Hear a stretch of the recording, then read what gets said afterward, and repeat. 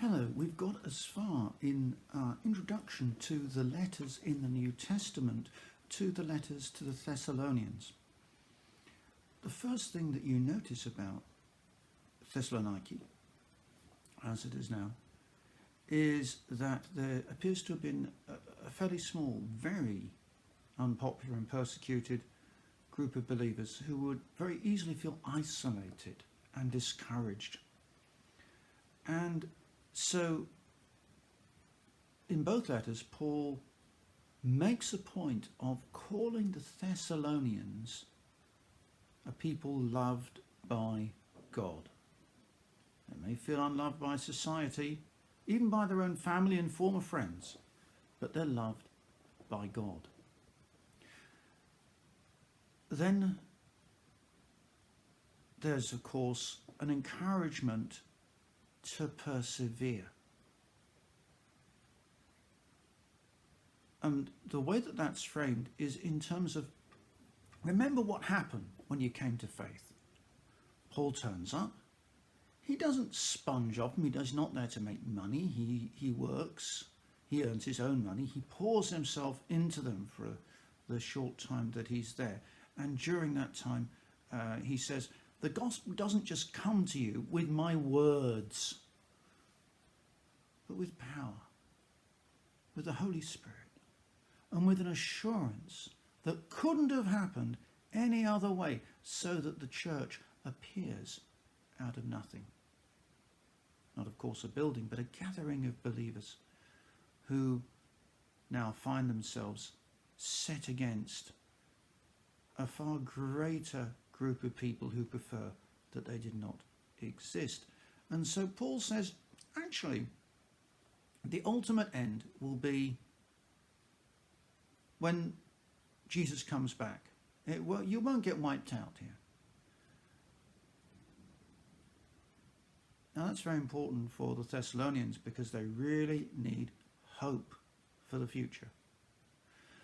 And obviously people discuss this a lot because in 2 Thessalonians you get this idea that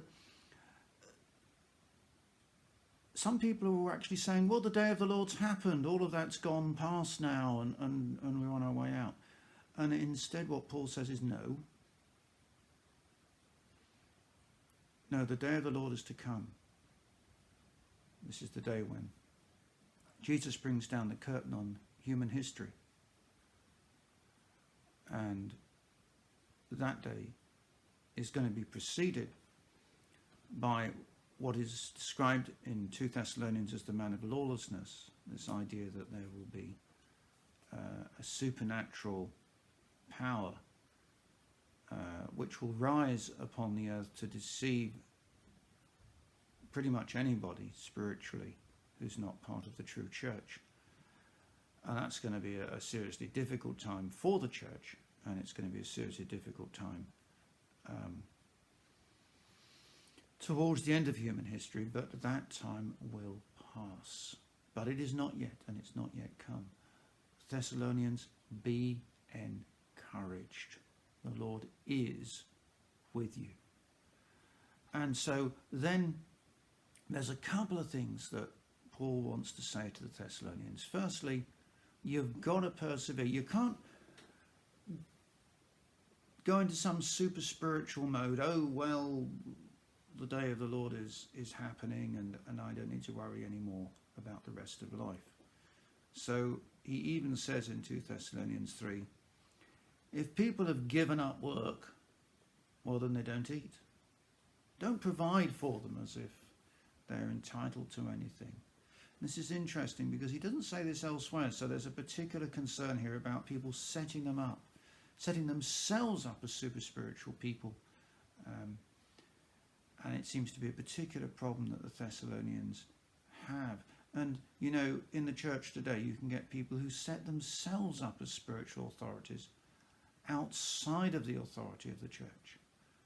And if they're challenged, then they simply cut themselves off from mainstream church and try and gather around them a group of people who will provide for them, perhaps their emotional needs to be appreciated as well as their financial needs. And in some churches you do get rather well-off church leaders and rather impoverished congregations. Paul's clearly against that sort of thing. But above all, he wants the Thessalonians to engage spiritually with Jesus Christ and the power of the Holy Spirit. So let's just look at that finally. In 1 Thessalonians 5, it says this: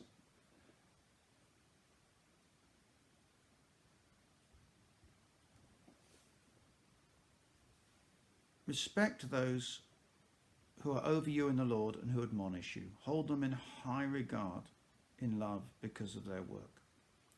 Live in peace with one another. And we urge you, warn those who are idle, encourage the timid, help the weak.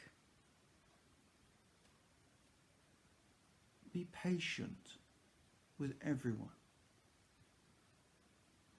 Make sure that nobody pays back wrong for wrong, but always try to be kind to each other and to everyone else. Be joyful always. Pray continually. Give thanks in all circumstances, which is a really tough thing to do.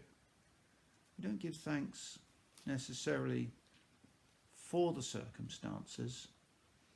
We give thanks to God, for he is always with us in every circumstance. Do not put out the Spirit's fire.